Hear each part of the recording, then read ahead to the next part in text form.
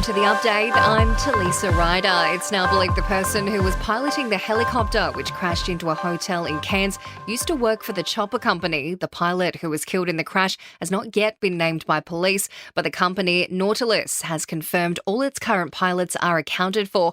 Reporter Peter Fegan says investigations are focusing on two main questions. Why this person was able to gain access and how, I guess, was able to gain access to the helicopter at Cairns Airport, and what on God's earth he was doing at 2 o'clock in the morning flying the helicopter around. The Albanese government's been accused of failing to keep the public safe by releasing dozens of potentially dangerous detainees without visas. Documents obtained by the opposition under Freedom of Information show at least 83 asylum seekers who were freed after a High Court ruling did not initially have bridging visas. Senior Minister Amanda Rishworth insists the situation was handled as best as they could. We had to respond to a decision from the High Court. We argued against that decision, but that decision was made, and so we then passed laws to ensure that we kept the community safe. Now, of course, the opposition just played politics with that. It's been revealed the multi-billion-dollar AUKUS deal has a pull-out clause for the US and UK. The agreement allows both nations to give a year's notice if they decide the defence treaty poses a threat to their own submarine programs.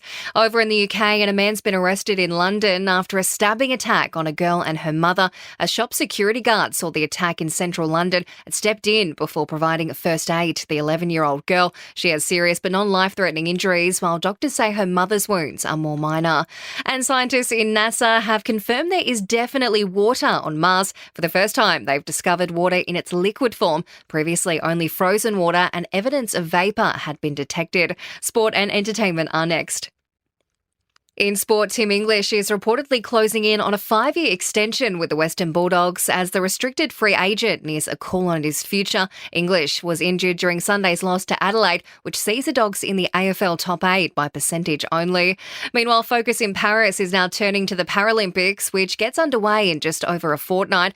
And Australia's cricket captain, Pat Cummins, is looking forward to seeing T20 get its time to shine at the Los Angeles Olympics. Cricket will return in 2028 for the first time since the 1900 games. In entertainment news, Miley Cyrus has been elevated to Disney legend status for her role as Hannah Montana in the Disney Channel series. She's the youngest ever star to receive the honour. Taylor Swift and her crew have been placed into a security lockdown ahead of her shows at Wembley this week. It follows the cancellation of her concerts in Vienna after a foiled terror plot. And Harry Potter star Afshan Azad Kazi has welcomed her second child. The actress who played Padma Patil in the movie franchise took to social media to share the heartwarming news, saying her perfect baby girl has completed her family. And that's the latest from the Nova Podcast news team. We'll have another episode of The Update for you later on.